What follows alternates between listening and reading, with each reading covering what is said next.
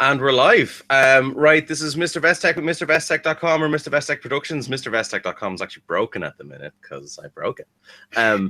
But we're live on YouTube anyway. I thought this would be an interesting debate or discussion to have. First of all, we have Kudzayi with us. Say hi, Kudzayi. Hello. And Kudzayi has an interest in etiquette in general, but this discussion is really going to be more about dating etiquette and maybe some of the similarities and intrinsic differences between men and women and how they approach different things. So this kind of got started from a discussion that we had on Facebook a number of weeks ago. Do you want to talk to people about that real quick? Oh yes, I think a lot of you will remember one of the first dates, Valentine's special, where I believe there was this man called Steve who was he called Steve? What was his name again? It was Steve. It wasn't me, though. It wasn't you, but it was a man called Steve who was on a date. They were quite a mature couple, and when it came time, the check arrived. It was very awkward, in that he effectively he caught her off guard. He caught the lady off guard and sort of said, "I don't have this amount of money," and kind of sort of lured her, as it were, or asked her to cough up, and she obviously didn't like it. There was everything about her face and body language suggested that she was completely thinking, oh my God. Then in the end, I sensed that, she was liking him up till that very point, and then made the decision not to see him again based on the fact that he didn't pay for both of them.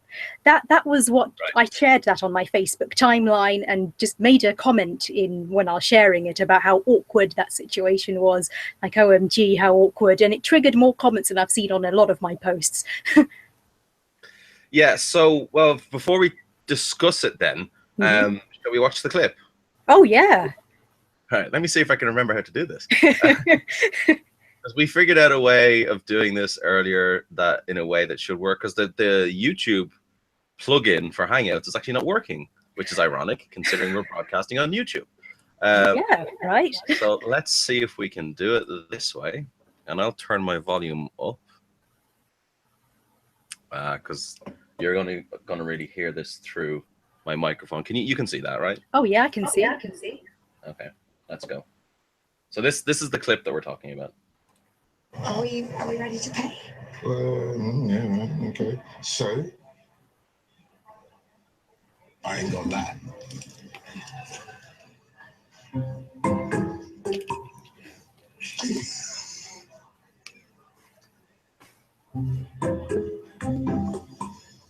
What are you asking me, Steve, exactly? Come back in a little while. Yeah. Good. So, are we going Dutch? Awkward. Awkward. Word. You got enough? What do you want more? Put another 10 quid with it. She was so... Oh, no. We don't want to play it again. She was so awkward. And you could see the cringe on her face. Oh, yeah. However, in your opinion, okay, it's a first... Let's say, and I'm sorry to my girlfriend if she's watching this, by the way, but this is a hypothetical situation, okay? You and I are on a date. It's gone quite well. We've gotten to know each other a little bit, and we like each other, and it comes time to pay. In your opinion, who should pay? In my opinion, if it's a first date, you. Okay. Do you want to tell me why? However, this is where I get a little bit sitty on the fencey about things. If you'd asked me the same question 10 years ago, I would have absolutely said you in all circumstances. You, nothing but you. But as I've got older, I think my opinion has sort of broadened around this issue. And I'd say it's not a hard yes. It depends on circumstances, and it depends on individuals' lives and circumstances. If I earned a lot more than you, then it would make sense that I kind of paid the bill, basically, because if I did, I'd be happy to. Yeah. Whereas if you earned a lot more than I did, which would be obviously implied, because don't go around asking, will you? If you earned a lot more than I did, then I would be like, I'd kind of expect you to, as a first date. But as time goes on, I'm more than happy to foot the bill. But as a first date, I generally prefer the man to pay. So is that not a very kind of outmoded and slightly sexist attitude to have? Sexist? I was thinking about this actually, because I know on one of the comments on the post that I shared with this exact clip from First Dates, somebody did mention, I can't remember who it was, I can't name and shame, someone did mention, was it you? It was me. And I think another one of my friends did mention that that's a sexist view to have too. And I started questioning myself. I don't have an answer, and I'd like to hear your opinion. Like, where does chivalry end and sexism start? Oh, that's an interesting question. Yeah. Yeah. So obviously, when you speak of chivalry, you mean guy opens the door for the lady as she approaches, pulls out the chair, helps all of that kind of stuff, and then obviously chivalry means usually paying for it, especially on the first date. But I know they say chivalry is dead, and I don't necessarily believe that chivalry is dead. However, I also think that it's because we know where it started, and I think it's quite outdated as a like, okay, so for instance, me personally, I would still do a lot of that stuff just to be kind. Yes. I'd do it to both genders though.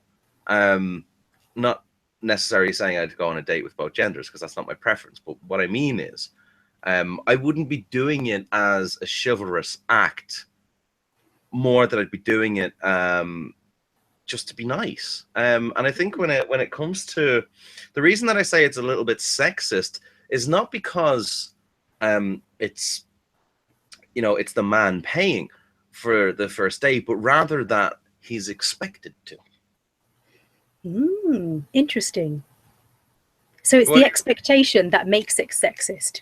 In my view, yeah.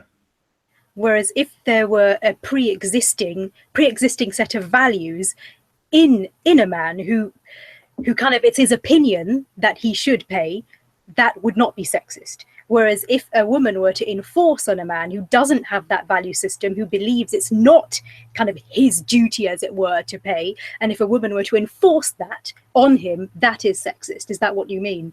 Yeah, and if I'm going to flip that around for a second, I've got a question for you. If us two, or just say any couple, right, guy and a girl, have a first date, it goes really well, and the man is expected to pay, and he does so, can the man then expect to sleep with you on that date? Well, the obvious answer is no.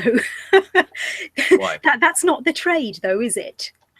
I'm not saying it's a trade, but when you think about it, there is a thing. How do I articulate this so that I can make it come out of my brain and not sound really bad? There's an expectation there from the woman's point of view, let's say, that the man should pay. Okay, so that's like almost an exchange of currency in a way. And then if you flip it the other way around, that's also an exchange because there's an expectation set up there. And why is it different then? I don't understand why it's different. That's really quite interesting. I've heard this before many times, of course, over the years, and it's a little different though. Paying for a meal is quite a relatively non-invasive thing to do, isn't it? Yeah, of course. Yeah. I was just using that as an example. Yeah. I just thought a lot of guys kind of have it on their mind. So yeah. In my personal opinion, if someone were to pay for me on a date and then, as some form of compensation, expect sex afterwards, then it would be well and truly over there and then. Of course. Yes. I would expect that. Yeah. Yeah. generally speaking. I mean, it's just a nice thing to do, in my opinion. And it's not that you should be expecting something back instantly in that sense. I mean, I think a woman over time, as time goes on, can give back things that are not necessarily sexual as time goes on a lot later. So say he pays on the first date, later down the line, I mean, she may pay for tickets to go for, I don't know, a theatre show or whatever interaction it may be later on down the line. Or it doesn't always have to be money for money. It can be some other things. So I'm just going to play a clip in just a moment that kind of illustrates the point that I was making. Apart from the cringiness of that clip that we watched earlier, right? Apart from the cringiness of that, if you were to go on a date with somebody and it was going really well and whatever, and the guy was like, you know, he puts his card or money on the table or whatever and kind of says, hey, like, so are we splitting the bill? Yes. Would that make you look unfavorably on that guy? No, it wouldn't really, because as a general rule of thumb, this actually came up. I will deviate slightly then answer the question. This actually came up on an etiquette course I was on, because they were teaching us a lot of kind of 19th century stuff. Then the questions came up about the modern day and the issue, and it was a drawn out discussion for about 15 or 20 minutes off syllabus about who should pay. And the overall consensus in the room amongst us as students who are debating with each other on this course was that we do think it's now just generally polite for the woman to always offer when the check comes, and it's a genuine offer, not a fake offer, a genuine offer, that if because you don't know, the man may not have the value of I always pay, he may not agree with that, and it's always just polite to offer and say, would you like to split this, would you like to go Dutch? Then at that point he says, oh yeah, that's fine, thank you, then you both split, and then you both, or he pays, then that works out better that way. So I wouldn't look down on someone who wanted to go Dutch when the check came, but if it were asked in that awkward, cringeworthy, kind of strange way, that was just like, the way that it happened, especially in that clip, it's just like, I'm literally watching it like this. I'm like, yes. No.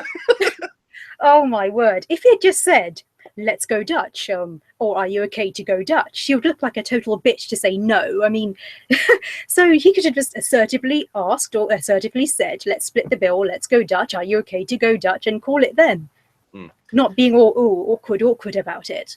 So it would never enter into your mind the thought of offering to pay on a first date?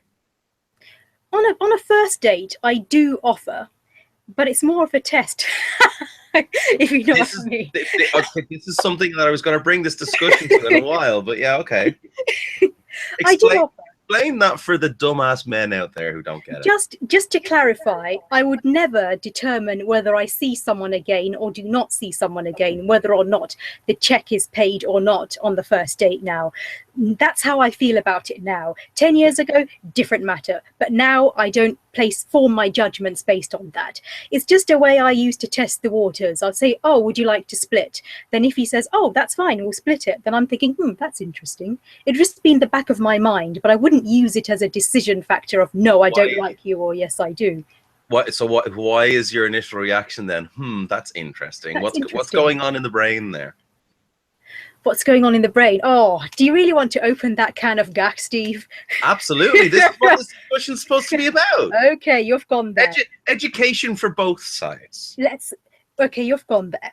I don't want to generalize all women, but I would say in a majority of cases, what we tend to do, which is our downfall in a lot of times, and also what kind of helps us a lot in character judgment, is we tend to extrapolate on behaviors that we see. Now, what do I mean by that? To a woman, not paying the bill or paying the bill is not a simple case of literally paying the bill or not paying the bill. That action is read into a lot more than what it is. It's symbolism for how you might see the rest of the relationship going if you were to enter into a relationship with this person. And that symbolism and those conclusions are not always accurate. And most of the time they're, in my opinion, in my findings, they're not that accurate, but it happens. It just happens. It's a judgment path that our brains, to generalize, tend to take and read into that behavior. And it's very difficult to control it. and which is why I say it's more of a test, is why I'm trying to control that urge to extrapolate and say, just take it as it is. You may be thinking all sorts of conclusions, but don't form a judgment there and then. Just wait. Okay, he hasn't paid, or he has. Leave it at that. Make your character formations later on down the line. So there's three options with that then, right? Yes. In that particular scenario, there's you go Dutch. Mm-hmm. He pays, Mm-hmm. or he expects you to pay. Yes. So yeah, it's possible. So in your head, for instance, in that particular scenario, in this particular dating scenario with those three separate outcomes, Yes. how does that then color your, not opinion, but like how do you extrapolate that then to other behaviors that you may expect further on down the line if it was to go that way? I think it boils down to polarity in a lot of the case, whereas in this modern times there's danger because there's a lot of, you know, I'm all for equality as you know, not exactly the form equal as in exactly equivalent, but I'm all for equality in terms of equal opportunities.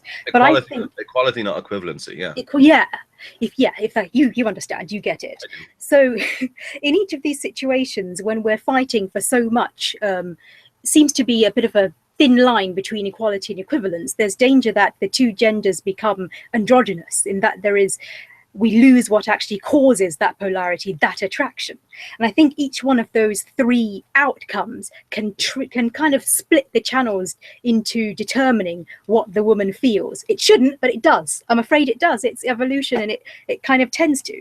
Situation one, you've mentioned that he pays. It can immediately trigger quite a strong sense of polarity that, he's like the provider, the protector. I like this. This is great. And it can trigger those reactions. Yep. Scenario number two, going Dutch. You're taking notes. Yeah. Busted. Scenario no, keep me on track, you know, so that I don't, deviate too much. I know. Scenario number two, you mentioned going Dutch. Now, that could trigger all sorts of things, to be honest. It's more like, okay, we're on an equal footing here within this relationship. It's not a sort of the provider, the protector, me Tarzan, him Tarzan, me Jane situation. It's just, we're both on an equal footing. The playing field is very even here. We're a team, one for one. And the third scenario, when, I don't know why I'm laughing at this, is that I pay or she pays, then I'd think that, I'm in charge here. I'm the dominant one. It kind of sets that up in some sense. Can I just pause this for 1 second? Of course you can. We have two comments on the line. Oh, great. From Greg Power, who's actually a friend of mine. Wonderful. I think this was in response earlier to the clip that we showed. Yeah. Went out with very little cash on him. Looks like a real skinflint. And then I reckon this is later on in the conversation when he obviously saw me doing this, and he's like, "Oh my God, alcohol!" Well, yeah, that's interesting actually. He quite obviously did go out with very little money on him. So why would he? Why? I guess why would he? Flipping it again, why would he expect that the other person's going to offer to go Dutch? I guess. Unfortunately, I have a bit of pre-existing knowledge about his scenario. I don't know whether you saw a further interview that he did. Is this the radio interview? It was written. I think it was a radio one, but I saw the written version of it, and I read about half of it. Then queued up already. I read half of it, then lost the will to live. To be honest, he expected that Channel 4 would be paying for it. He didn't think anyone, either her or him, would be paying for that meal at all. So he was caught off guard as well. I did, yeah. I watched some of that earlier actually, and I thought I didn't want to watch the whole thing because I thought it could be kind of interesting for both of us to like skip through it. Greg has just said, "Oh crap, my comments were not really relationship related." Well, I mean, alcohol can help.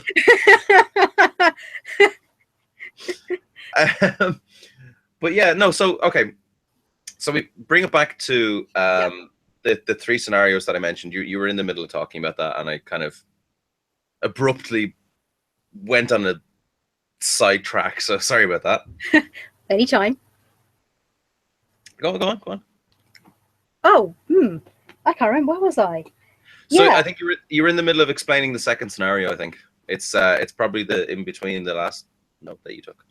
Yeah, the going Dutch situation, how I think that would kind of imply that two people on a very equal footing in life, that financially especially, that throughout the entire relationship everything would be 50%, everything just generally, and would both be regarded not just financially on an equal footing throughout, and which is great, that works. And the third scenario, she pays or I pay, I think it could mean one of two things: that either she's the domineering one within the relationship, or has some subliminal right to call the shots and to make key decisions because of the whole, footing the bill immediately. Therefore, I or she has precedence to make these decisions. Or it could signify that, perhaps he's a bit of a slacker and expects the lady to pick up the slack in any situation that goes wrong in any circumstances in life.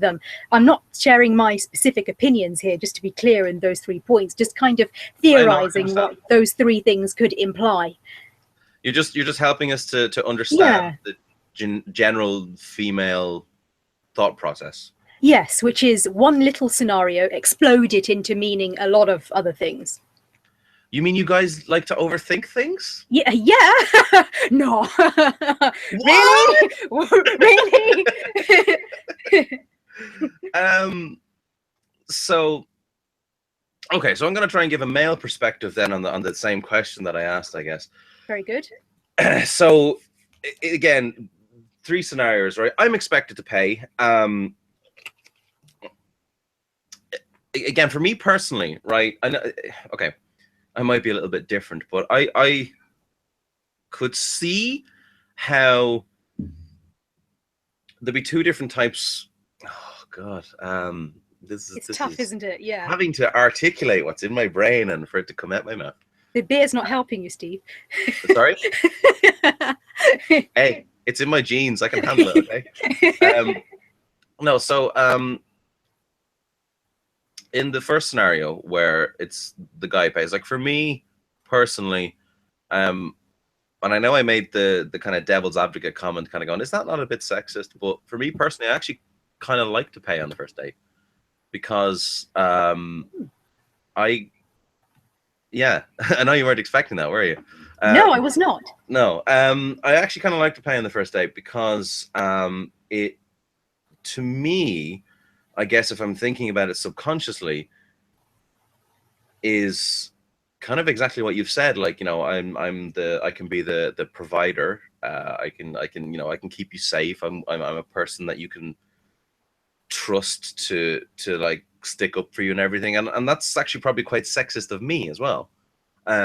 Because the other person is like their own person. They can look after their own shit, like,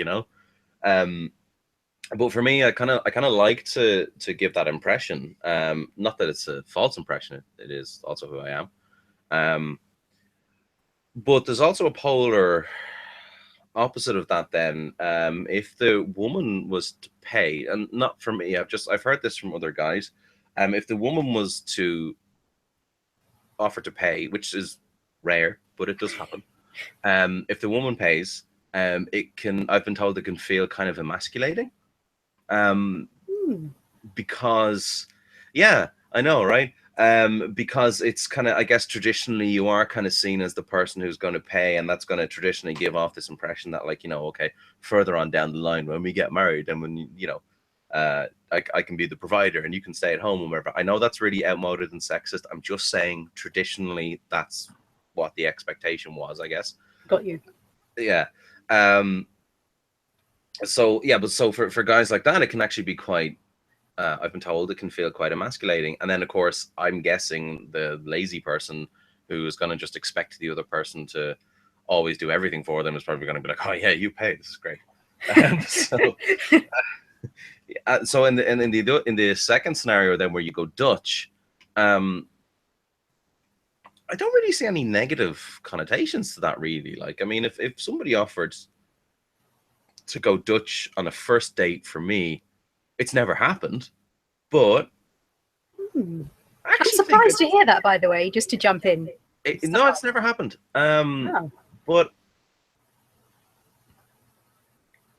I'm trying to put myself in that scenario. How would I react? I actually think I'd be okay with it. Because although I would be traditionally the kind of person who'd like to give off that kind of message that like and I know my girlfriend's tuning into this, so it's just like Careful. yeah. But no, I like if there was an offer there to go Dutch on the first date, I think I'd be okay with that. I might be kind of like, oh, I'll make sure next time that I pay, and then maybe on the third or fourth date she'll pay, or we'll go Dutch again or whatever. I just think the expectation of the man to pay on the first date, it's not whether he pays or not. I just think it's the expectation, because there's very rarely, if ever, an expectation from the man's point of view that the woman is going to pay. Does that make sense?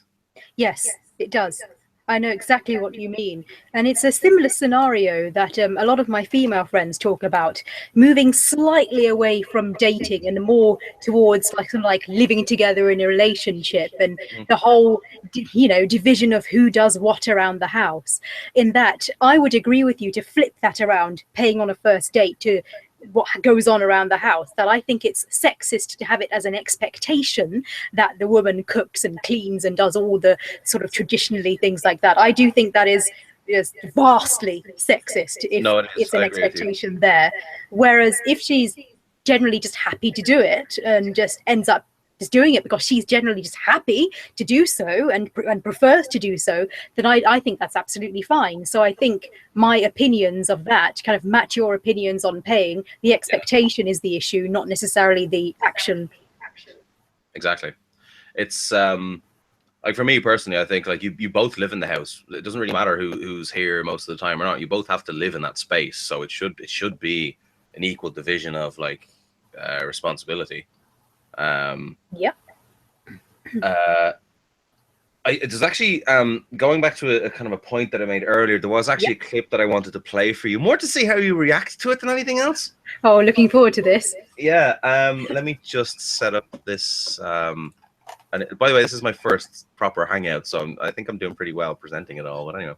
Yeah, you are. Yeah. Where's the screen share button again? Ah! All right. Here we go. So I want to present to everybody. Yes. Okay. All right. Here we go. Oh, and I want to turn my volume up for this so that people can actually hear it. Let's have one more question. We had this person at the back in the stripes.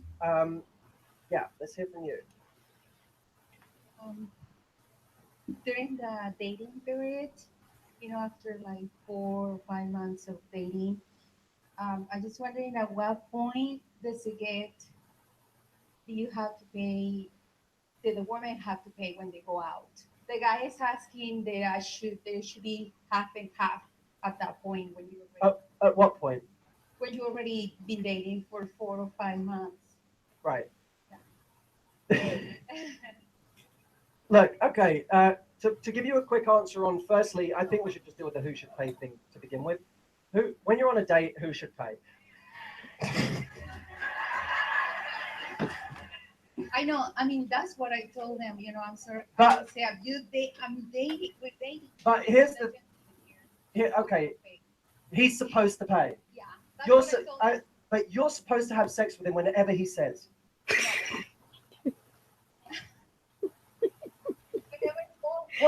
Where did the double standard come from? I'm sorry, it's the reality. You guys you can moan at it all you want, but the moment you say to a guy, you have to fucking pay for my you're saying this relationship isn't equal. This relationship isn't equal. My time is worth more than yours, so you should pay for it. I wonder what paradigm that sets up. Here's my view. If you go on a date with a guy and you don't offer to pay your share, you weren't taught right. If you go on a date and he doesn't pay, he wasn't taught right. I can tell you right now, if I was dating someone and they never offered to pay, I wouldn't be dating them. I can tell you that now. If they never offered to pay, I would not be dating them, because I'd say this is the most polite they're ever going to be. And they're not even trying to pay now. What does that say about my future? But look, let me come at this from a different angle. I will always treat my partner how I would treat my best friend. And I wouldn't apply a different standard to my partner than my best friend. I wouldn't say to my best friend, let's always go out to dinner and you always pay. I'd say, let's be teammates here in whatever way we can. And maybe, by the way, proportionately, what you can do is less than what he can do. That's a different thing. If he says to you, I want to go stay at the top hotel in Big Sur this weekend, and it's $1,500 a night, and you say, I don't have the money. It's his job to say, it doesn't matter. I didn't do it so you could pay. I did it because I want to go and I want to take you. Great. That's what that is, right? Or if you both agree to go on holiday and you have a fifth of his earning potential, you say, I want to contribute to a fifth of this holiday. It's overly simplistic, but you get what I'm saying, right? I'll contribute on the level I can contribute. Let me tell you what means something to a guy. Trying. That means something to a guy. When he feels that you're not even trying to contribute, that's when he feels used. Because any guy who's really confident and self-respecting, if the woman never is even trying to contribute, he feels like he's being taken advantage of. And it has nothing to do with money. It has to do with the lack of gesture. So I would be looking at, if you like this guy, maybe if you're in different positions, figure out what you want to contribute proportionately, or what you can contribute proportionately, and treat him as you would your best friend. Now, what do you think to that? That was really interesting. I do agree with what I know. I've heard of Matthew Hussey, actually. I do agree with what he said. I thought you might, actually, yeah. Yeah. Like, especially his phrase about if the woman doesn't offer, she's been poorly brought up. And if the man doesn't offer to pay, he's been poorly brought up. And is that what he said? Have I twisted that a bit? Or it's paraphrasing, but that's pretty much what he was saying. Yeah, pretty much what he said. And that seems to be the kind of agreed view amongst a lot of the more modern takes on etiquette courses and all these articles that I've been looking into. It's generally polite to always offer to pull your weight, for sure. Yeah. Yeah, and what else did I like about it? Do you know, sorry, I don't mean to completely cut across you, but do you know somebody called Amoye Iyayi? No, I don't. Okay, I think she's probably just a random viewer to the stream then. So we've had a couple of comments, and I'm just going to read them out, and then we can kind of get back to the conversation. Fantastic. So Greg said he must not have watched the show. I didn't, actually. It's not, reality TV is not really my thing. It's not a judgment on people that watch reality TV. I almost ended up in the audience of Big Brother's what was it? Big Brother's the thing that Shaney was in. What was it called? I have no idea. Okay, well, I almost that Big Brother extension, one of those, yes. That thing with the guy with the hair. I don't know. Yeah. Ryland, I think is his name. Yeah, so I'm not against reality TV. I've almost been on reality TV, but it's just not really my thing. So yeah, I haven't watched the show, Greg. They usually show the people paying at the end. Yeah, that's kind of what the clip was from. It was cringy, because I guess it's like what you were saying, because you watched something else, and it actually, he said, I was under the impression that Channel 4 were going to pay. Maybe, do you think maybe Channel 4 would have set that premise up on purpose, or set that expectation up on purpose purely to manufacture a situation like that? Now, there's an interesting question. I wouldn't put it beyond Channel 4, to be honest.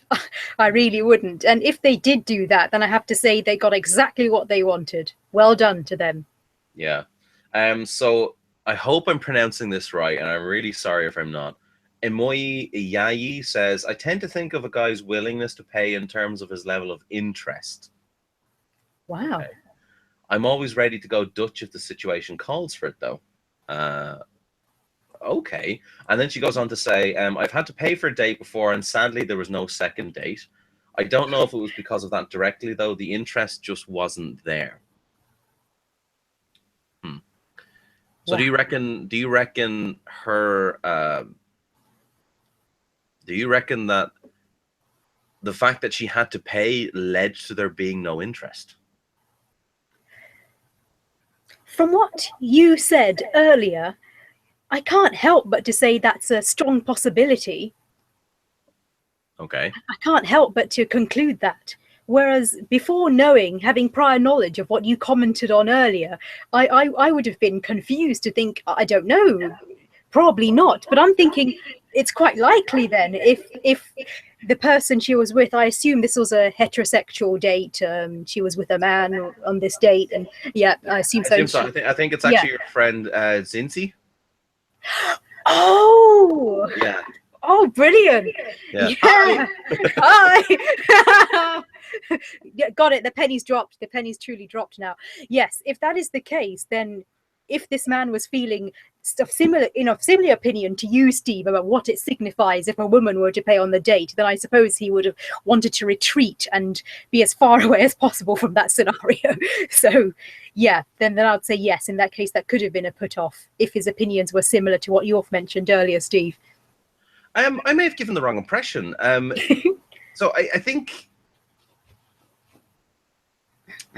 I don't mean to say that like for a lot of guys that you paying on the first date could be a put off. I just meant like it might be the kind of guy who if the other person paid would be like, yeah, okay, this is like I've got a bit of a gravy train going on here now. Okay, let's go on a second date. No, but she did also mention that the lack of interest came from her end. So what I kind of meant with that was, do you reckon the fact that maybe she was expected to pay turned her off? Well, it certainly would in my case, for similar reasons you mentioned about the expectation. Like, it's never nice to have an expectation put on you, particularly to pay a whole bill, even if it's within your capabilities. It's a bit rude for it to be an expectation. Unless I think But why does the man have to pay on the first date? It doesn't have to. It's just very nice if it does, and it's somewhat preferable, but it's not an expectation, nor is it a sort of, it's not compulsory. It is a double standard, though. It is a double standard, yes, simply because of the whole polarity argument as well. It means something very different, doesn't it, of the man asserting that he can provide, he can protect, paying the bill, whereas it kind of doesn't signify the same thing if the woman pays on the first date. So the expectation kind of derives from triggering those feelings of polarity there and then. Mm-hmm. Yeah, you're giving me a good insight into this now. I like this. So Maddox Kent says Hi, Scott. Yeah, I know. Maddox Kent says, so the first date should be two people competing to be the nicest. It sounds okay to me. I'm nicer than you. I'm nicer than you. No, I'm nicer, damn it. Yeah, there is that danger, and I can talk of a situation being on the date where the situation got a little bit out of hand as to who pays and over politeness, like, oh no, I'll take it, no, let's go Dutch, no, I'll do it, no, I'll do it, are you sure? No, I'll go Dutch. And this situation kind of went on a bit awkwardly for quite a while. So isn't it kind of like, hold on, wait, I think I can relate this to something else. Yeah, you're on the phone to somebody, right? And like the phone. It's like, no, you hang up. No, you hang up. Hang up. No, you hang up first. You no, hang you. up. No, you. You're the one that wants to end this communication. Hang up first. Exactly that. Exactly that. Yeah.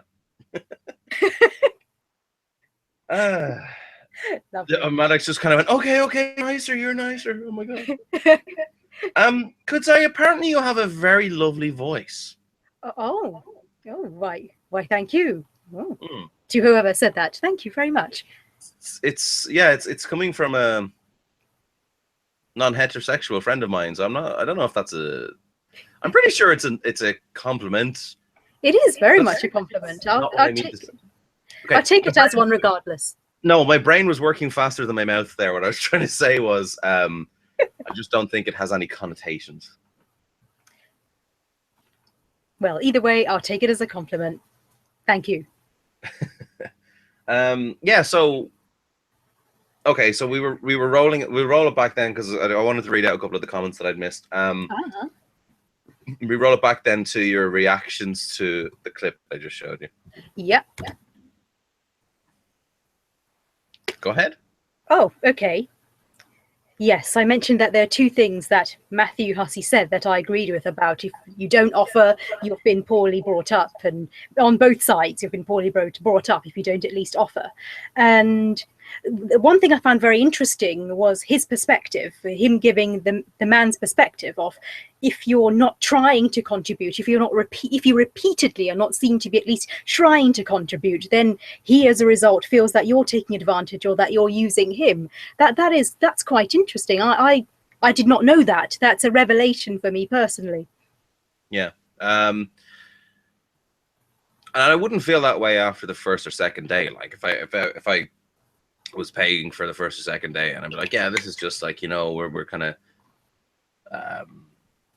to me it's like a nice thing, and it's like, hey, I can support you financially if we end up moving in together or getting married or whatever.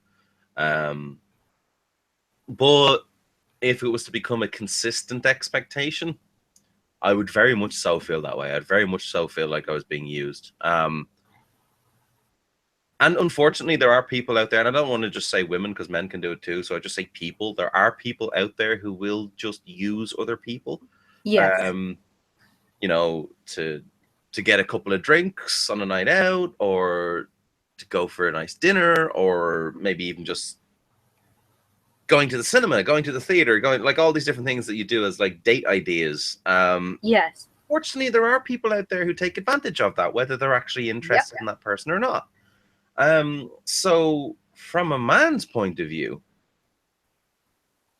if you're consistently expected to pay after like the 4th, 5th, 6th, 7th day, it's like, is this person even really interested in me or not?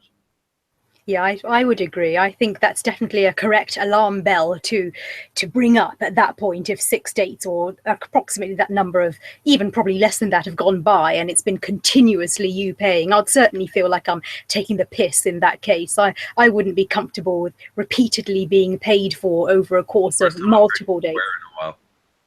Did I swear? What did I say? Taking the piss.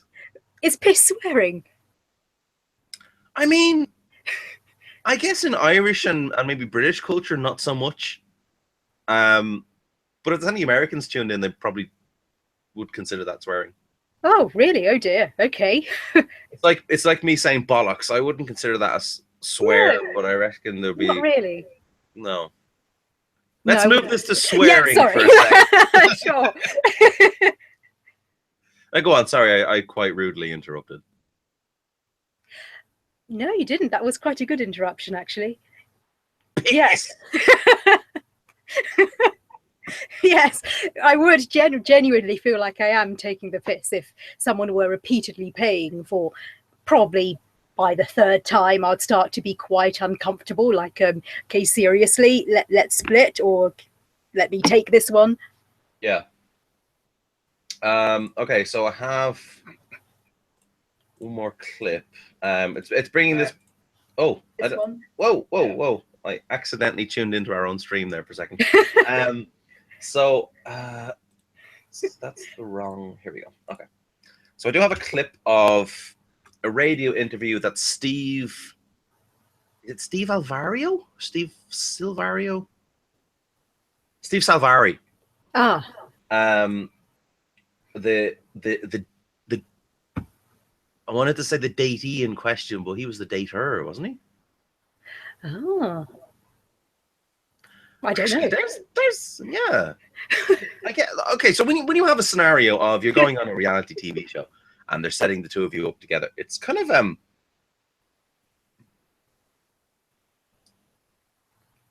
it's not really natural in the first place, is it? Really, because it's not like Oh no, no. it's not like they met on a night out. It's kind of like being set up. It's kind of like going on a blind date, but not. No, it's clinical, is what I'm trying to say. It's not natural. No, it's not. No. So don't actually think you can really take that clip at face value anyway, but it sparked a nice discussion, I think. Yes. Let me see. So he goes on about. I'll start it from about there. Okay, I'm gonna just flip this over. We watch a few minutes of this, because it's like it goes on for like a half an hour, so we're not gonna watch Yeah. that. But the beat on London, 103.6 FM apparently. Okay. Interview him, I think, like a day or two after it actually aired, and he gives a bit of insight as to how it came about, kind of like what you were. I think we're talking about the same interview. I think this is the same interview. Yes. But we shall see. And this is also a nice segue for me to go pee.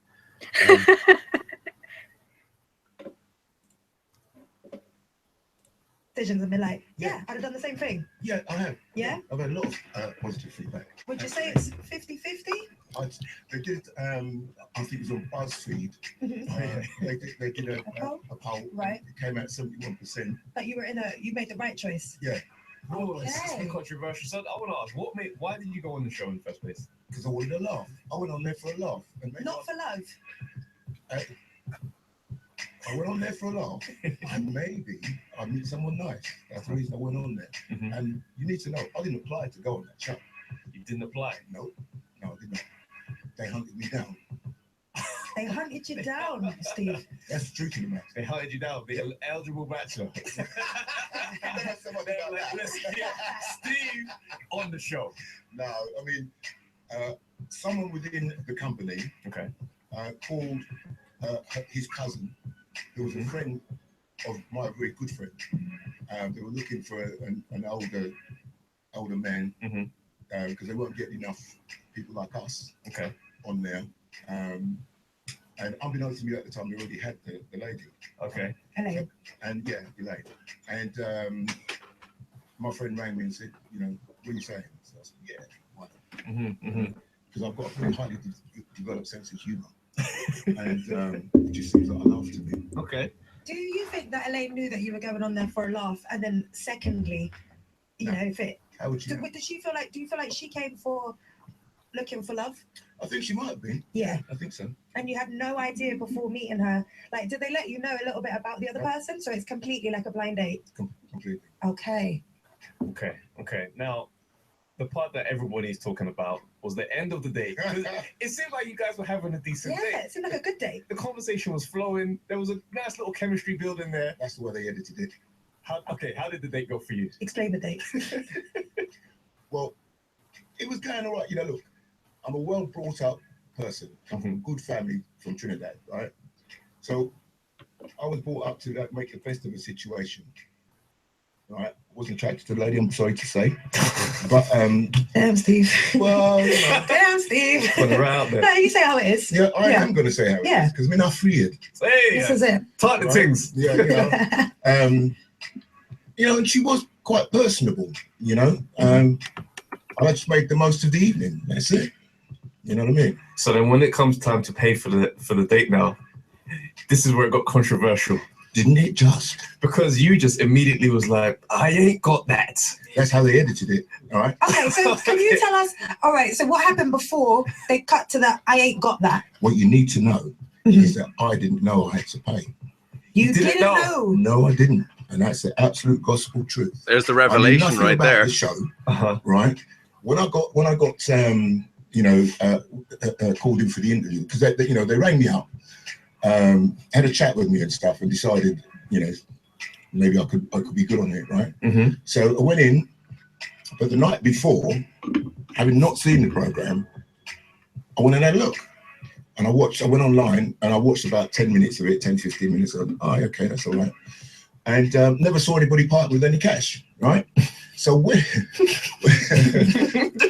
But wait, so you didn't watch the whole program? Because No. I'm sure in all of the That's right, episodes at the end. they do. Yeah. no, didn't They watch do. the whole I just wanted to get Oh, you A sampled glimpse, just to get a get a little gist of glimpse. it. just a good, just to understood what it was all about. You understand, right? Right. So then I walked to my doom, didn't I? You're Right. doomed, And Steve. so on the, at the interview, we're all getting on really well, and they said, "Have you seen the show?" And I said, "Yeah." So to be fair to them, they would have assumed that Yeah. I knew the runnings, but I didn't. Right. Now, Right. back in my day, I was on telly a lot. Behind various bands and all this kind of business. We're going to touch on that. We're going to touch on that later on. Oh, you've done some research. You have We have indeed. indeed. It's what we do. We know you. Anyway, I think that kind of gets the point across. Yeah, yeah. So he didn't know that he was supposed to pay. And was her name Elaine? I think it was Elaine. Elaine was under the impression that he was going to pay, or that one of them would have to pay. So yeah, it's interesting that it was done that way. Do you think, had he not been, no, how do I put it? Had Channel 4 been aware of the fact that he didn't actually fully know how the setup went, do you think that they still would have expected him to pay? And do you think that Elaine would have still expected him to pay? I think because of what Elaine's comments were after the date, I think she's of the value system that the man should pay, full stop. So I think regardless, that would have been her opinion. On any date? Yeah, I think that's how she came across. I can only judge from what she said.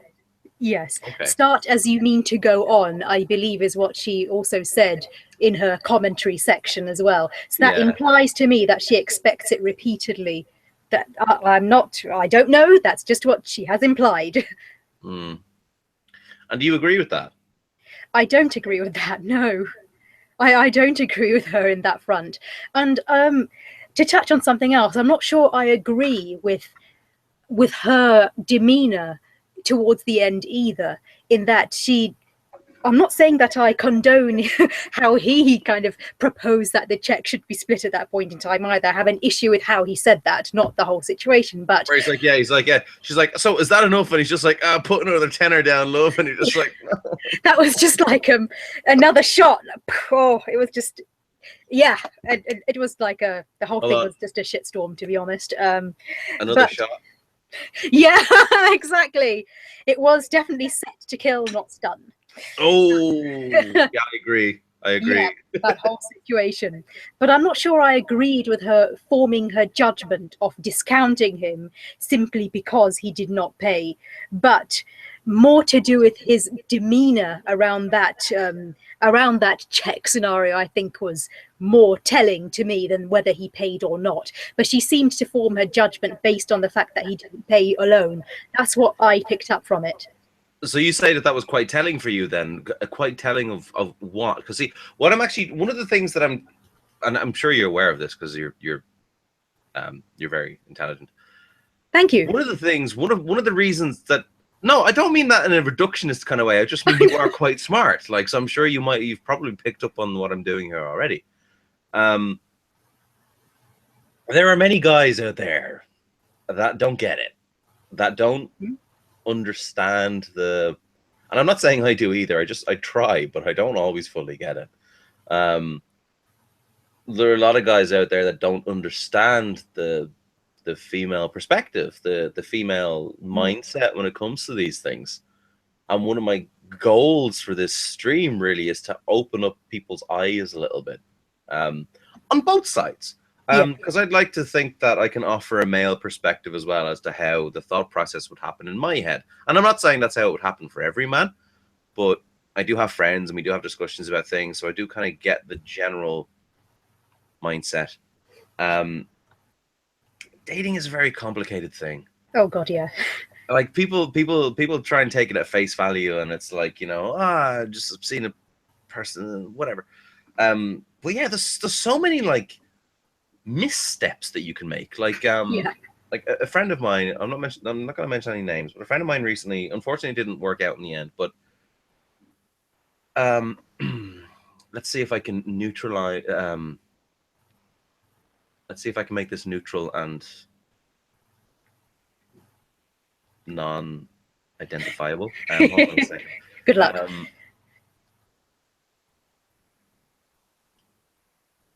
So I have a few male friends that find it difficult to relate to the opposite sex. So sometimes they'll come and ask my advice about things. A friend of mine recently went. I'm trying to think how to phrase this so it's not identifiable. Okay. A little while ago, a friend of mine came to me looking for some advice as to how to. No, do you know what? Actually, it wasn't even that. I think I probably overstepped the mark a little bit, but I kind of saw how he was talking to somebody on Facebook, and I kind of went, "What's going on there?" He's like, "Oh, I like this girl, but I don't think she knows that I like her." And I was like, "Okay." So I encouraged him to do something about it, and I can't remember exactly what the messaging was, but basically he'd given her messaging kind of saying like, you know, I had a nice time, blah blah blah, you're a great person, da da da. And I kind of went, that's all you said? And he was like, yeah. And I'm like, okay, that I can see that you know what my thought process is already just by your reaction. I'm like, that woman has no idea that you want to see her again. None. She doesn't even know whether you're interested in her or not. You guys could have just gone for ice cream and it'd be a lovely day out at the beach. Like, you know. Precisely. Doesn't say to her that you're interested. Yeah. I was like, be a bit flirty. And he's like, what do you mean? I was like, send her a message saying that you can't wait to see her again. You had an awesome time. Or something that tells her that you're interested, you want to get to know her better, and don't make the mistake that a lot of men make where you just immediately make it sexual. Oh, God. Oh, yeah. You know what I'm talking about. Yes, I do. All too well. Unfortunately, know exactly what you're talking about. Okay, so I think you know what I'm trying to broach on here, but can you just, from your point of view, can you elaborate on that, please, for other men out there? Because trust me, and this isn't me trying to disparage my gender or anything, but fortunately, guys, a lot of you out there don't get it, and you don't get how a lot of your behavior comes across either. So please. I can try very, very hard, but I can't guarantee that any further understanding will be born out of my explanations, but I will give it my best try. Okay. First of all, a lot of people have told me in the past, say, if I were to like a man, saying that you have to be really obvious, and they rather unflatteringly say, because men are so dumb. That's the advice that's going around. Can I just say, it's not because we're dumb. It is not because we're dumb, but men and women communicate very differently with each other. I have found men and women communicate with each other very differently. Like, okay, a friend of yours has a new hairdo, right? Yes. And again, me saying this is going to sound quite sexist, but I think you'll get it. Friend of yours has a new hairdo, and you kind of go, "Oh, that's interesting. Yeah, it's different. But it looks. I think it suits you. Like it looks good. Yeah. I like it. Yeah, it's good. What are you actually telling that person? That is the worst pile of crap I've ever seen on a head on a human, ever. Boom. Whereas a man will say, "Your hair looks like shit, dude."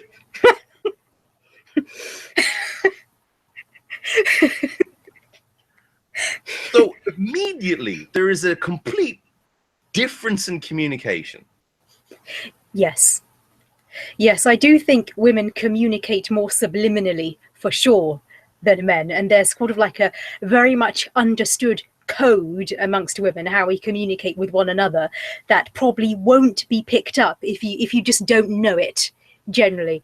And that's what I'm trying to point out. Men don't pick up on those signals because we don't talk to each other like that. That's the sad reality of things, which makes things so complicated. It does make things so complicated indeed. But just to continue with where I was going earlier about trying to explain this, in how I'm not of the opinion that men are dumb. Just to clarify, it's just the advice. I didn't take it that way. I knew what you were saying. Yes, I just have to cover myself as this is going out to all. I just have to clarify right there to say that's advice that tends to be enforced on me as a result of this, that you have to be quite obvious. And the same does also apply, honestly, when a man likes a woman, in that you do have to make it quite clear. You can't assume that she knows that she likes you, because I can promise you 100% she doesn't, even if you're being quite flirtatious. Here's where I'm going to say something that might have the risk of sounding quite arrogant, but I'm going to say it anyway, in that we get it a lot, okay? Here's where I say it. You're not doing anything different by being flattering, by being a little bit flirtatious, and by paying compliments. You're setting yourself as being one of the noise. You're with the noise of the general group who are saying this sort of thing all the time. So if you're being complimentary, nice, and a bit flirtatious, she may not know that you actually like her yet. So that's the first point I'll say. Men have a habit of being nice and complimentary and flirtatious to a lot of women. So if I understand it correctly, which again I probably don't, but it's just what I've tried to learn over the past couple of years, is that isn't special. No, that doesn't make you feel special. That doesn't make you feel like you're unique. It doesn't make you feel like this is somebody that I'm genuinely interested in, because a mistake that a lot of male friends of mine make is that so me usually, not so much now because I'm in a relationship, but traditionally I'll be quite flirtatious, but I'll be flirtatious in a way that is humorous, not where I'm trying to be sexual with everybody. Very good. The thing is, and not a lot of men realize this, if you're going out of your way to be flirtatious, and a certain type of flirtatious, like in a sexual way with a lot of women, they're not stupid. They can see it. So it's like, it's exactly what you're saying. It's like, okay, yeah, fine, you're being nice, you're being flirtatious, you're being this, you're being that, whatever. But I'm not special, because you do that with everybody. Yes. And it's quite frightening. If we were to look at on Facebook, let's pick on a very good looking woman on a Facebook profile, whose Facebook profile is public. If we were to read through her messages, I think a lot of men would be horrified by what they see. They probably I've seen it. Like I've had exes that let me see their mess, like random messages from people they've never met before. Mm-hmm. Hey, you're beautiful. Yeah. Do you want to talk? Let's Skype sometime. By the way, here's a picture of my dick. That's what's called gradation of intensity. You know, one thing, hello, hi, friendly, innocently, and there's step A, which is probably 40 meters below where I'm sitting here. Then all of a sudden, there's an escalation to, here's a photo of my dick. Absolutely no social calibration whatsoever. That's a wrong approach. It is never acceptable, though, to send a dick pic, by the way. Never acceptable, but wow. In context. I'm just saying, context is key. I think that's a whole different hangout where that is acceptable. I'm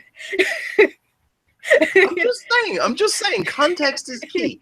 You know, if you ended up in a discussion with somebody like that and it was being kind of sexual on both sides, and maybe pictures might end up getting exchanged, or I'm just saying, and again, it's something that I think both sexes actually can have difficulty understanding. Context is key. It's like me. It's like, okay, so we've never met, right? We're not friends on Facebook, and I just messaged you, kind of going, hey, and it's like 3 days later when I didn't get a response, it's like, hey, and then 3 or 4 more days later I didn't get a response, it's like, hey, here's a picture of my dick. Yikes. Right? Yes. Yikes. Yeah.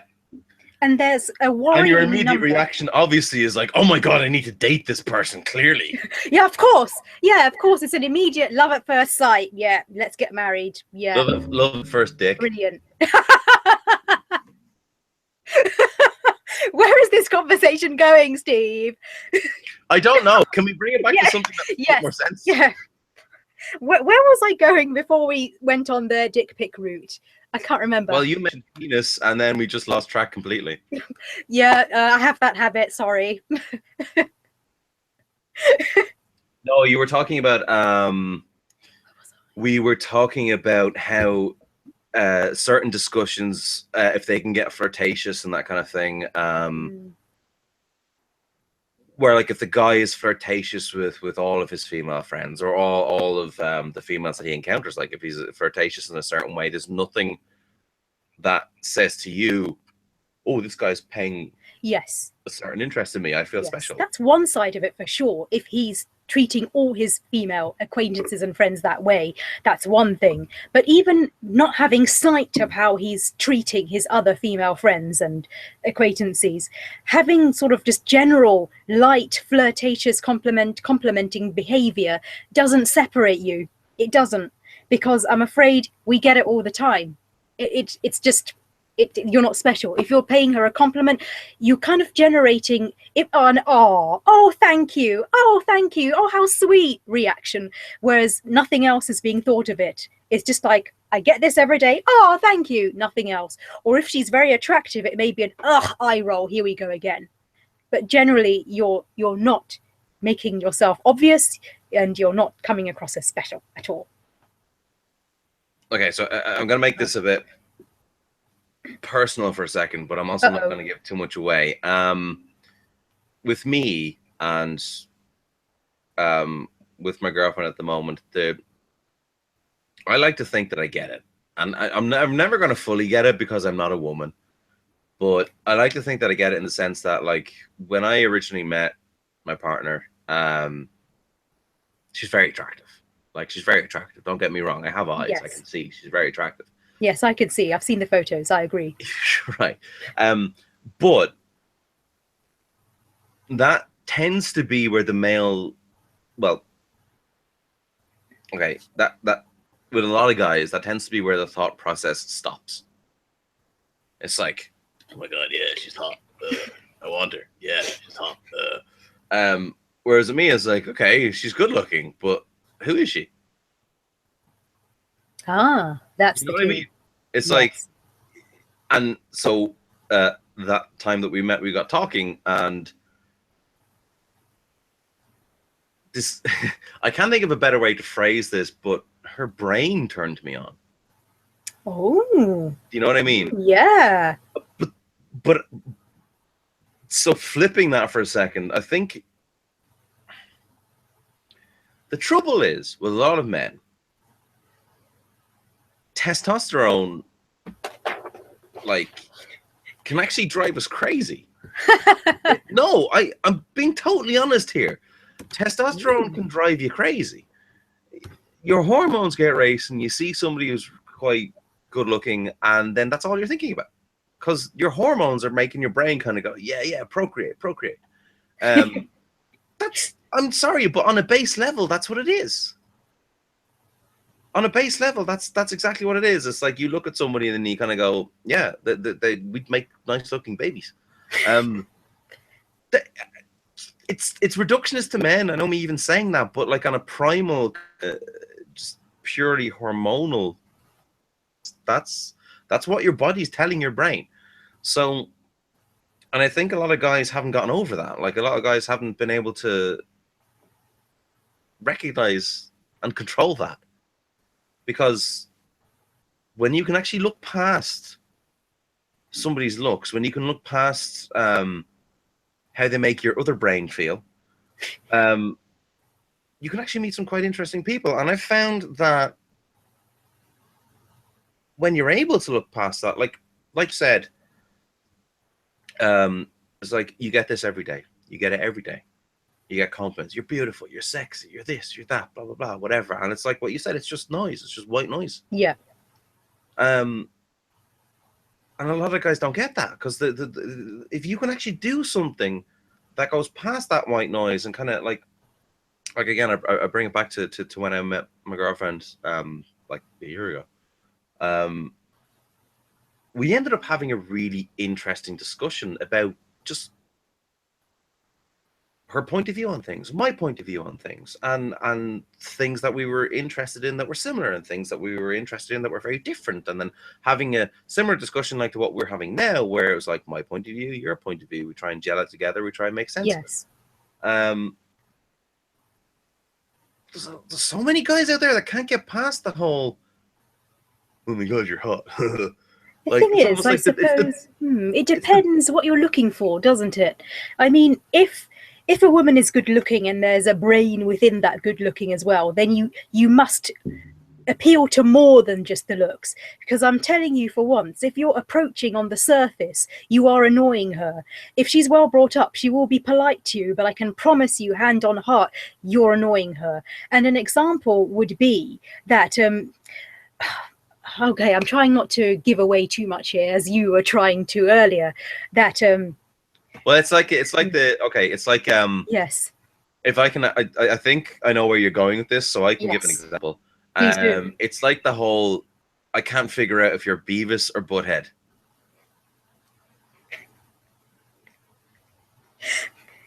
You know what I'm talking about. You know exactly what I'm talking about. It's like, she said boobs. Like, right? Though, but that's it, though, right? Yes, it is, because this is where it's gonna. This is gonna sound a bit odd, but I'm gonna say it anyway.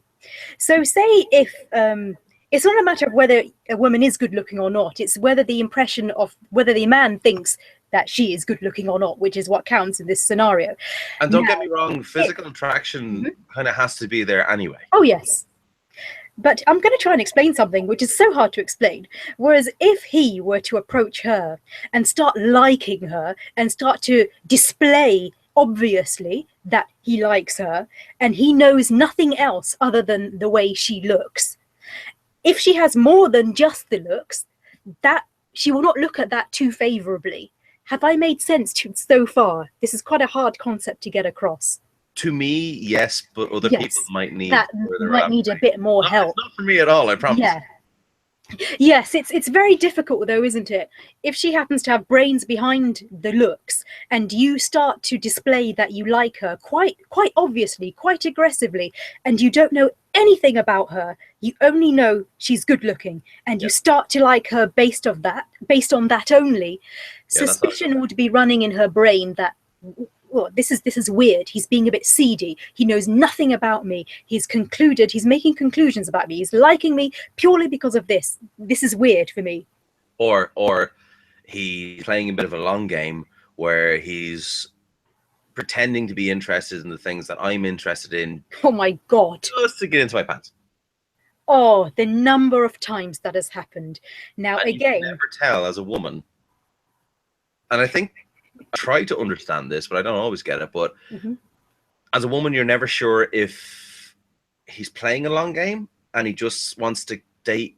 Not even date, but okay, I'm gonna be really crude and just say it. You're not sure if he just wants to fuck or if he's actually interested in you. Well, yeah, that's a really good point you've brought up there. Like on several, well, not several, that makes it sound like there have been tons, but I'd say a couple of occasions. On one hand, there have been quite a few male acquaintances who have pretended to know a lot, for example, about Star Trek, as I am an obvious Trekkie. Are we just about to get into the friend zone discussion? We are. I think we are going to swerve nicely into the friend zone, what puts you there and why you get put there. Can I just say it doesn't actually exist? And I'll explain why I think that in a moment, but go on. I agree with you right there too. Yeah, in that it doesn't really exist. You're just put there. And yes, I've had a few male acquaintances who have pretended to have the similar interest to me. And unfortunately... Such a nice guy. I'm so nice. I am so nice. Why doesn't she like me?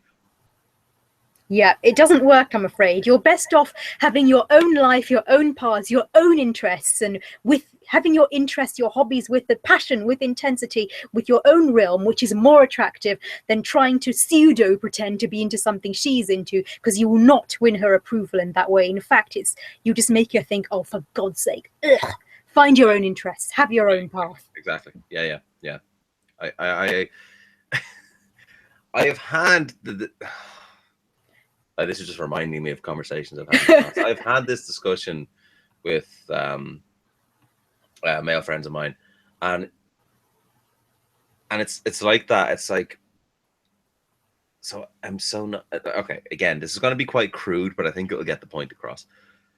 So this generic person A dude is like, you know, oh, I don't really understand why she's not into me, because I'm so nice and I'm really supportive and we're good friends and blah blah blah, and like, you know, she keeps going around and screwing these assholes, and I don't understand why, like, you know, she's not into me and blah blah blah. And I always say the same thing, and it usually gets the point across, not always, but I usually get the point across. It's like, okay, I can tell you why she's not into you. I was like, okay, why? And it's like, because no one wants to fuck their brother.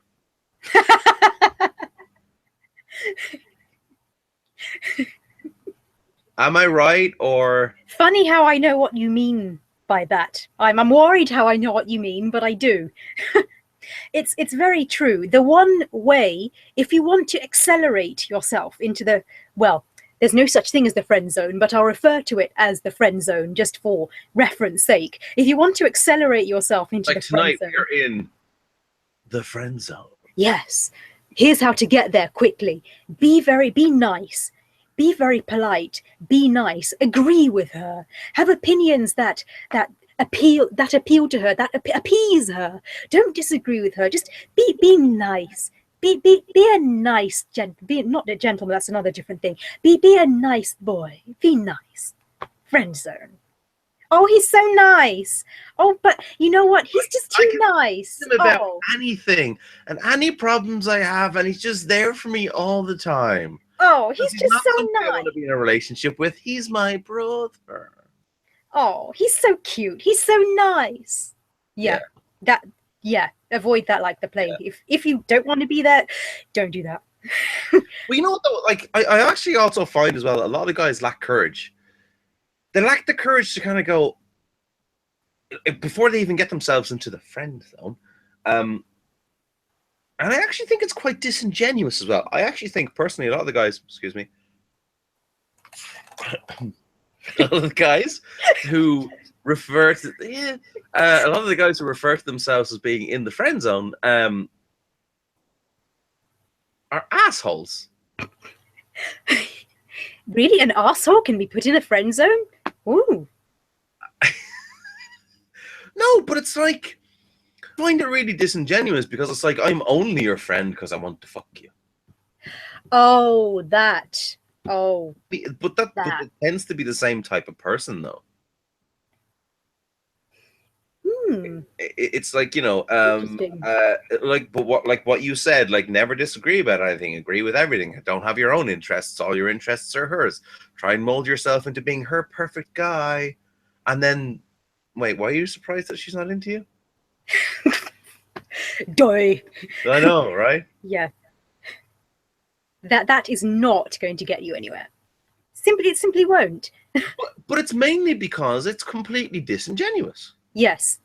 And I think it's going to sound a bit weird. Being your friend because I eventually want to get into your panties. And if you keep doing that, you never will. Yeah. If you present yourself as a friend, then you're surprised when she treats you like a friend. Yeah. Make an effort. Fucking ask her out. Do something. Yes. And if she says no, she's not into you. And that's okay too. Yeah. Yeah, exactly. This is a lot. It sounds so simple in theory, but I know in practicality it's a lot more difficult for some odd reason, isn't it? But it seems so obvious. It's very tough. Yeah. I was going to say something, but I've forgotten. I'm so sorry. Yes, it's come back. It's come back. It has come back to me. Go. There are many ways to not be friend zoned if you like someone, and it's impossible for me to cover all women, to be honest, but the several things I will say. You can only generalize because you can't really Yeah. speak. Yeah, I can only generalize. And the only set of things I would say is that if you appear to be unapologetically your own person, that in itself is very attractive. If you're not trying to appeal to her, trying to make her like you, if her liking you is not, you don't depend on her liking you in order to fuel your self-worth, that is very attractive. So you're on your own path, you're your own person, you're not relying on anyone else's impression of you to form your impression of yourself. That in itself is very attractive. And you're okay enough with yourself to provoke a sort of disfavorable reaction in her. Say you disagree with her and you're willing to say, I totally don't agree with that out front, that is rubbish. You're asserting your own self and your own path and your own personality. That in itself is far more attractive than you trying to appeal to her. Yeah. I mean, that's a very, very scratching the surface, being very general about it. Well, that's more attractive than, oh, like me, please like me, as opposed to, this is me, you can like me, you cannot, I don't really care. Right, exactly. And it's like, okay, so we've had more than enough comments. But anyway, nice. I just, I'm going to read them out in just a moment. But my experience has been, whether they be friends or whether they be possible romantic interests, more people gravitate towards you when you are your own person. Yes. And you're not afraid to be your own person. And you don't apologize for it either. You're like, listen, this is who I am.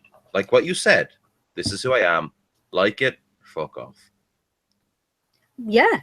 And what will happen if you don't like my attitude, even nowadays, my attitude is I think I'm pretty great. I like a lot of the things that I do, and if you don't like it, that's your problem. Yeah, exactly. And what happens when you start to operate on that wavefront as opposed to like me, is that you'll naturally just draw people in, as you mentioned, friends or otherwise, because people will see you being authentically you for who you really are. And we can all sense when someone is being a little bit incongruent. We may not be able to call out specifically what it is about them, but we can sense it. But when someone is being full on 100%, you know what? This is me. I don't agree with this, but I agree with that. Here are my values. Here are not my values. And asserting it, people will just naturally gravitate towards you. Exactly. And a lot of people, and I think that is true of men and women, though. Yeah. Like, there's so many people that think about this too hard. Yeah.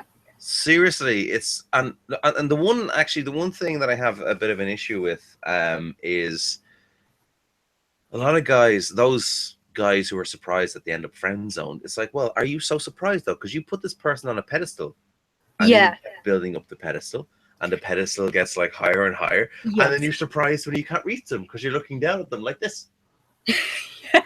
Yeah, the pedestal. yeah. It's like, oh, but I can never date that person because. That's the danger when you start to focus a majority of your attention on one person, and it becomes all about this one person. I mean, I have controversial views around this, but I don't think you should be, men or women should be initially focusing on just one person alone. You should be kind of dating a few people, but I don't mean sleeping with a few people, just dating, getting to know quite a few people. And then when you decide, hopefully the decision is mutual on one, you have the discussion, we want to be exclusive, that's how we do it.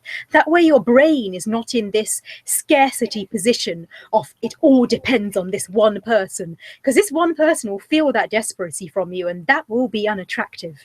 Absolutely. And yeah, it's like when everybody is acceptable, isn't it? Like it doesn't matter who I show my affections towards, everybody is acceptable. That you can smell the desperation of mine away. Yeah. You can though, right? Oh yeah. So I'm actually trying to, before I go back to the comments that we had, I'm trying to find a particular clip. Oh, another clip. Yeah, I like clips. this is one that I didn't prepare, but I'm actually my PC is struggling at the minute because it's like it's hosting this and it's doing the stuff and then it's doing other things. The 6 people you will date in college.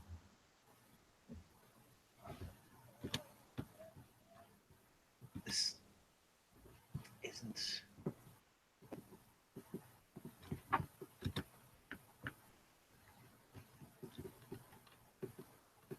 Oh man, reaction videos. What is it about reaction videos? I don't get reaction videos at all. It's like, ooh, I thought this video was interesting. Let me see if I can find this. Oh, I can't find this now, but it's actually quite relevant to what we were talking about, and I can't find it. Hold on.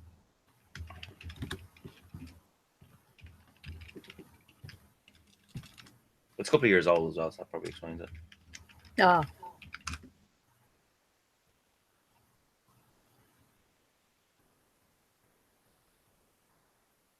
No.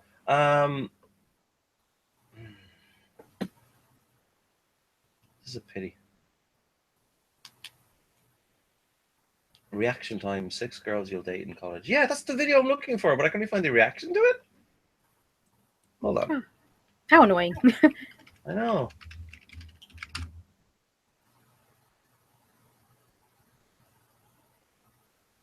Found it. Yes. Right.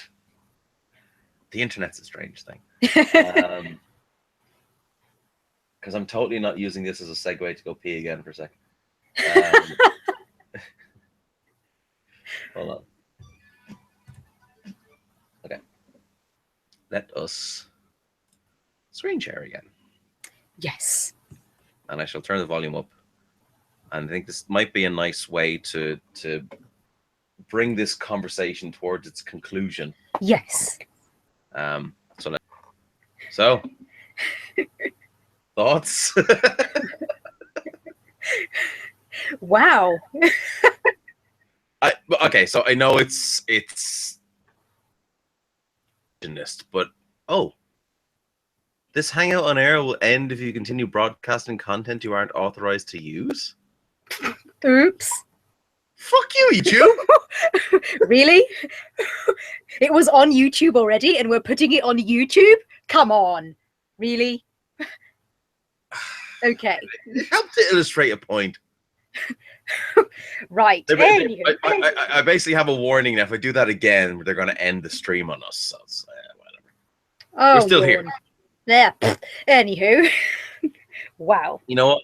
I just want to say I'm so naughty.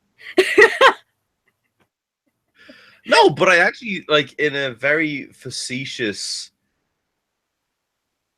kind of way, I think that was a nice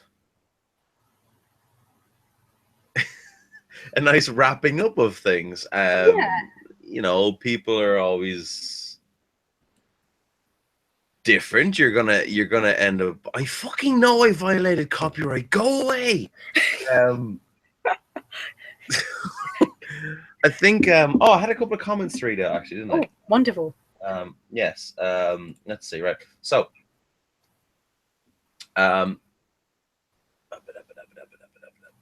don't. Kudzayi has a lovely voice. Yes, that's where we started. That was the last comment we read. Where we You have left a off. lovely Right. voice. So Thank Greg you. thinks you have a lovely voice. And then Maddox, who is your friend called. Yes, just use your pseudo, Maddox. Okay, Maddox is okay. You're nicer. ADK85 said she does indeed. I don't really know what that was in reference to. And then it says it's low on the order like ours. A minefield is the word you're looking for. I probably should have been monitoring these as we were speaking. Yeah. I know. I'm not sharing anything I don't have the rights to anymore. Go away. So Greg says Steve stirred the conversation in the direction of Dick just saying. Oh, I remember that. Yep. You And did. then Greg also said, looks only last so long. After that, if you're with the person who's ugly on the inside, it doesn't matter how they look. Very true. Ooh, profound. No, it's very profound and it's very true. ADK said this was educational to watch. But Glad if to you hear want it. but what if you want somebody who shares your interests? That's fairly simple, isn't it? If you have a particular interest and you meet with people regularly who share the same interest, surely that would be your, lack of the proper term, hunting ground, as it were. Yeah, I was going to say something quite similar. I know. Stop telling me. It's still saying that, OMG. Hey, by the way, don't share stuff you don't have the rights to. It's like, okay, I won't. Stop it. Yeah, what I was going to say is, like, with myself personally, I've never, well, okay, I don't want to say never, because there was a time when I was quite young that I was afraid to express what I was into and be open and honest about it. But that time's long since passed. So the question really was, what if you want somebody who shares your same interests? And my answer to that as a man would be, don't put up any pretenses about what you like. Don't pretend to like something just because somebody that you like is into it, because to be honest with you, it'll probably spark a better discussion with that other person. I know I violated copyright. Stop it. It'll probably spark a better discussion. Like, if you were to talk to that person about, like, you're into that, I actually don't really like it because of blah, and then they can go, well, I really like it because of blah, and then you can have a discussion about it. You can have a debate about it. You can have something that's stimulating, as opposed to, I like that too. What was your favorite part? The part where the guy did the thing I don't really know what I'm talking about. Go to, like what you said, go to places where they like the thing that you like. Like, for instance, with Star Trek or with sci-fi in general, go to conventions. Yeah, people like that kind of thing. Don't be afraid of what you're into. And when people see that's what you're into and it gels with their interests, they'll gravitate towards you. Yeah, they will. You don't actually need to do anything other than be who you are. Yes. Don't put up a pretense. Yeah, and the key you mentioned, yes, the key you mentioned is that you've got to talk about what you're interested in as well. If it's not common for conventions to be held on behalf of your interest, people you generally meet, you not just lead with it, hi, I like this, but you just weave the conversation into it. Just find people. That's how you find people who may be interested in what you are interested in. Yeah, you don't be walking up to people kind of going, hi, do you like Star Trek? My favorite series is The Next Generation. Which one do you like? And they're just like, I actually like Star Wars. Maddox says, being unapologetically yourself gets much easier after 40. I don't agree. Oh. I don't agree. I think you can be unapologetic. You know what I'm going to say? You can learn English at any age. I think you can be unapologetically yourself at any age. You can be, yes. I don't believe that it comes.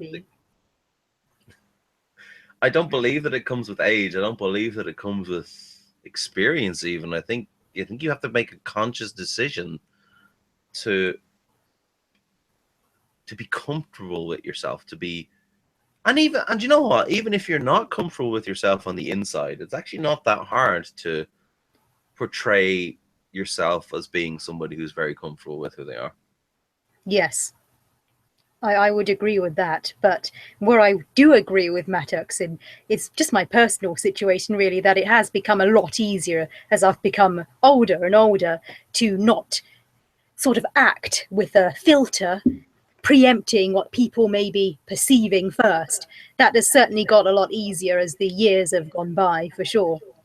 But that's not everyone's case. Of course, you don't have to be older to be unapologetically you. You can definitely do it straight off the bat. But sadly, in a lot of cases, unfortunately, in one's 20s, you're a bit like, oh no, the world, I must appeal to everybody. But then as time goes on, in a lot of people, it becomes easier. I actually never kind of got that. You never got that? Well, I'm jealous, Steve. Well done.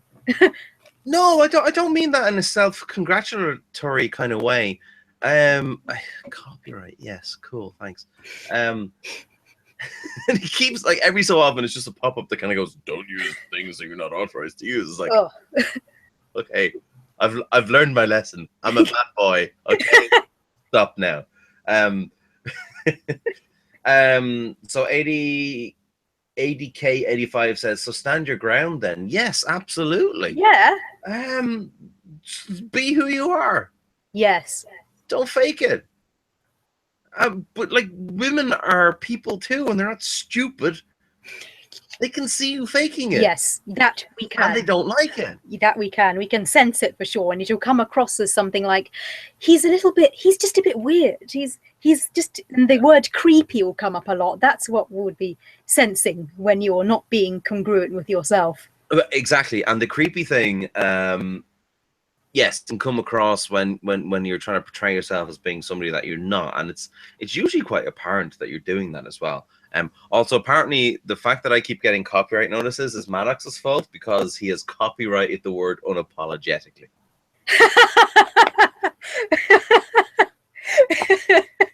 80K85 says Steve never had a filter. That's not true. I have had a filter earlier on in my life, and a lot of you, and I'm actually pretty sure I know who 80K85 is now, by the way. But before you guys met me, like when I was in primary school, let's say, I would have been one of these people who would try and change themselves and try and portray that I was one of these people that like fit in, and I'd be into football, right? Football was always a thing for me. It was like I was never interested in football. Didn't much to my dad's chagrin, I guess. I was never into it. It just wasn't my thing. I was sitting at home playing with my starships. Yeah. Yeah, right. The Enterprise versus the Cube. That's my football. Who wins the Dominion War? That's the score I want to see. Yeah. I agree. Right? But CJ Spider-Man Gaming says, "Yo, Mr. Vestek, yo, bro," with the thing that I'm not familiar with doing. But anyway, yeah, no, you're actually wrong, AD, because I did have a filter at one point, and I quickly figured out that having a filter was bullshit. Because, like we've been discussing, people can see that you're going through a filter. People can see that you're trying to be somebody that you're not. And being confident about who you, like from a male point of view, I have found, correct me if I'm wrong, because maybe how I've portrayed myself over the years has come across the wrong way to a female perspective. But from my point of view, being confident, or at least portraying myself to be confident about who I am and what I'm into and the things that I like, and being okay, or at least portraying myself to be okay with who I am as a person, can be kind of sexy. Yes, it is. Yeah, I think as a fact, it is for sure. There's nothing sexy about acting with a filter to appeal to those around you. That is what will come across as creepy. So, yeah, I'd agree. I'm afraid to say the word unapologetic now, in case you get that warning again. Oh, I've already gotten the warning. It's still there. It's still there.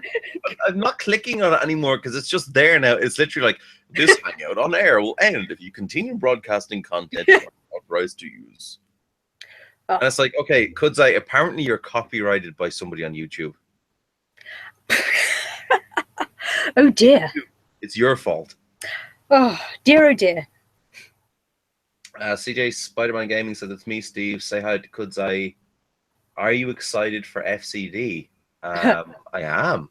Very. Absolutely. Yes. Absolutely, I'm excited about FCD. Actually, it's not really what the discussion was supposed to be about, but I guess we could segue this into a discussion about FCD. Oh, do you want to talk more about FCD? I think I know what's coming. No. You don't know what's coming at all. I don't, do I? Okay. No. Okay. Tell the lovely audience about FCD. Tell the lovely audience about FCD. Yeah. Oh my God. Oh, Murdoch said it wasn't me. I never copyright a lady on the first date. That'll put you out.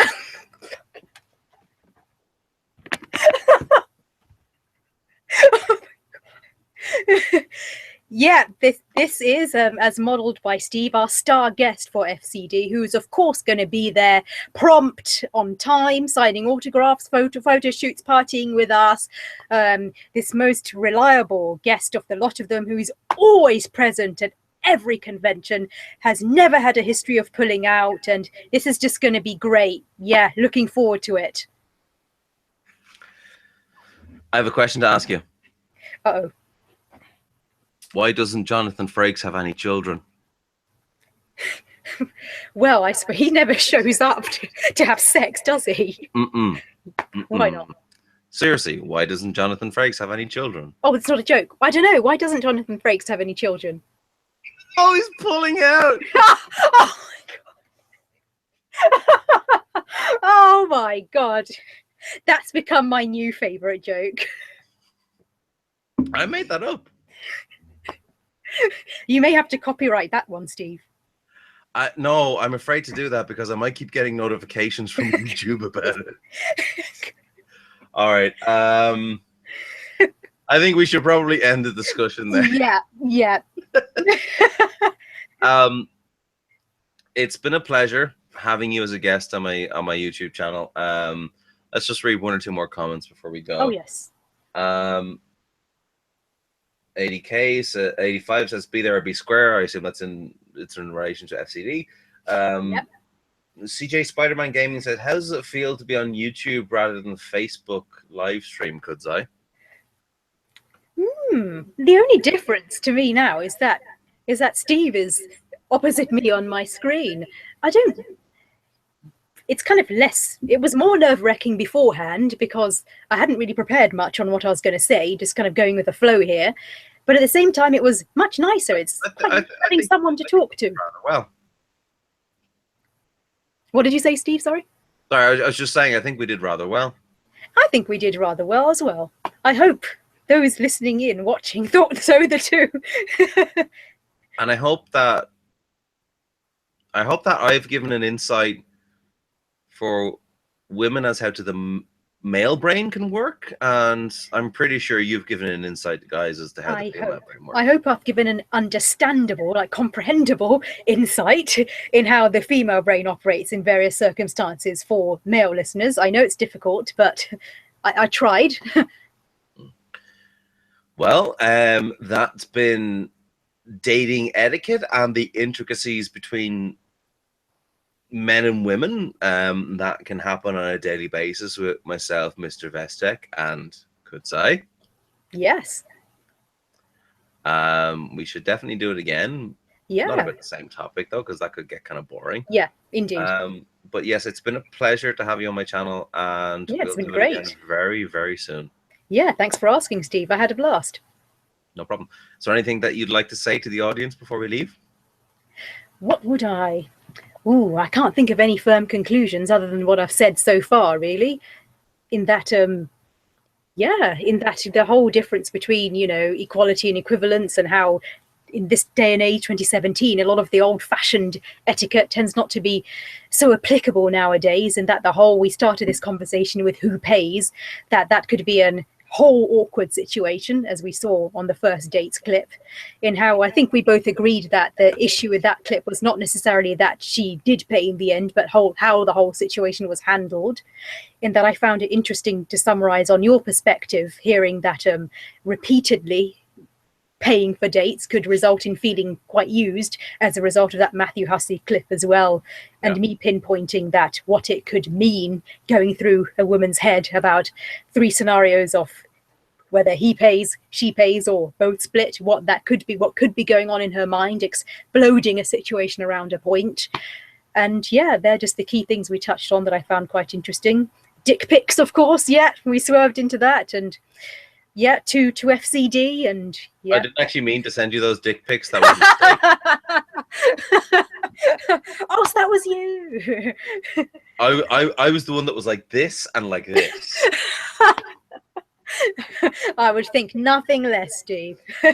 And all that bombshell. Right, on that note. No, so I think here's how we should end this. Who pays on the first date? Sorry? Who pays on the first date? Who pays on the first date? To answer that question, I'd say whoever wants to pay on the first date should pay on the first date. And on that bombshell, good night.